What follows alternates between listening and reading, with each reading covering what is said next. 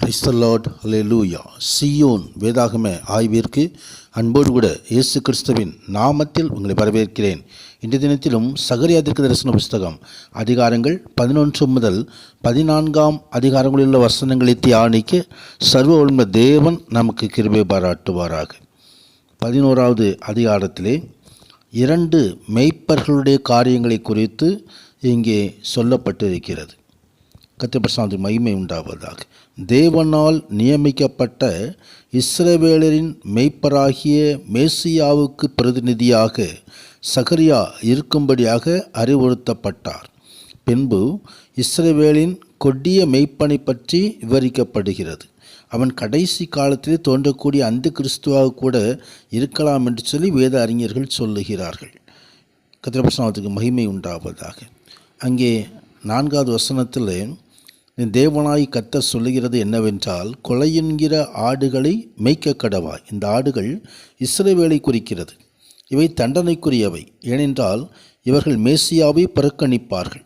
கிபி 70 ரோமர்களால் இந்த கொலை சம்பவிக்கப்படும் என்பதை குறித்து அங்கே முன்னறிவிக்கப்படுகிறது. தொடர்ந்து 9வது வசனத்தில், இனி நான் உங்களை மேய்ப்பதில்லை, சாகிறது சாகட்டும், அதமாகிறது அதமாகட்டும், மீதியானவைகளோ என்றால் ஒன்றின் மாம்சத்தை ஒன்று தின்னக்கடவது என்று சொல்லி இங்கு எழுதப்பட்டிருக்கிறதை பார்க்கிறோம். மெய்ப்பராகிய மேசியாவை மந்தை வெறுத்ததால் மெய்ப்பனாக தாம் ஏற்கும் பொறுப்பிலிருந்து விலகி அதோ அழிவுக்கு நேராக அவர்களை ஒப்புக்கொடுப்பார் என்பதை நாம் தெரிந்து கொள்ள முடியும்.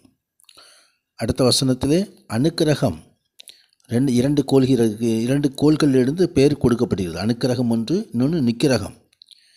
அங்கே அனுக்கிரகம் எனப்பட்ட என் கோலை எடுத்து அந்த ஜனங்களோடு பண்ணியிருந்த என் உடன்படிக்கை அற்றுப்போகும்படிக்கு அதை முறித்து விட்டேன், அது அற்று போயிற்று. உடன்படிக்கை அற்று போயிற்று. இஸ்ரவேலி பிரதேசங்கள் தாக்காதபடிக்கு தேவன் உடன்படிக்கை செய்திருந்தார். ஆனால் அந்த பாதுகாப்பை அங்கே இஸ்ரவேல் ஜனங்கள் தேவனை விட்டு விலகி போனதால் அங்கே அந்த பாதுகாப்பு நீக்கப்பட்டது. இஸ்ரவேல் அழிக்கப்பட்டு சிதறடிக்கப்படுகிறதை சகரியா தீர்க்கதரிசனமாக சொல்லுகிறதை பார்க்கிறோம். கிபி 70 ரோமர்கள் வந்து எருசலேமை அழித்து நிர்மூலமாக்கி விட்டார்கள்.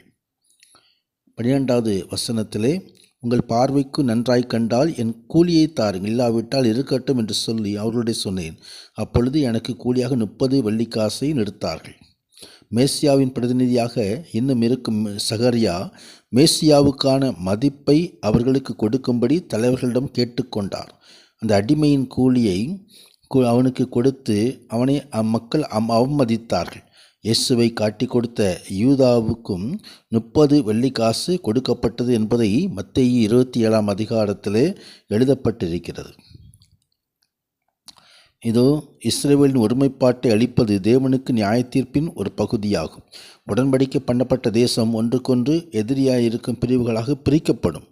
அப்படித்தான் அங்கும் வசனம் சொல்லுகிறது.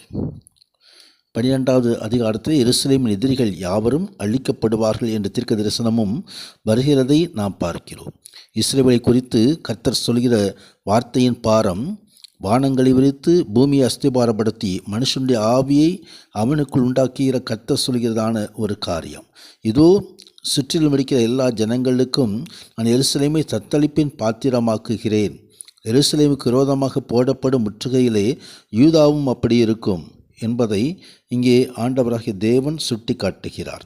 கடைசி காலத்திலே எருசலேமுக்கும் இஸ்ரவேலுக்கும் எதிராய் பல தேசங்கள் சேர்ந்து வருவார்கள்.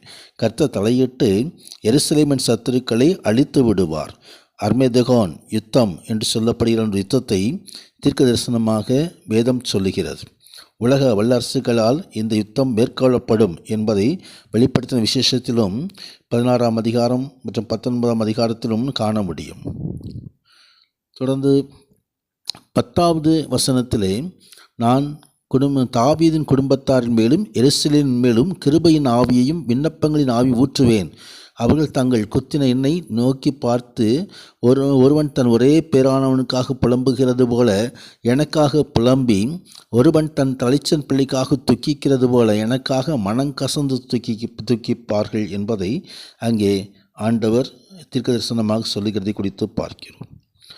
யூதர்களின் மனம் திரும்புதலை இந்த வசனங்கள் கூறுகின்றன.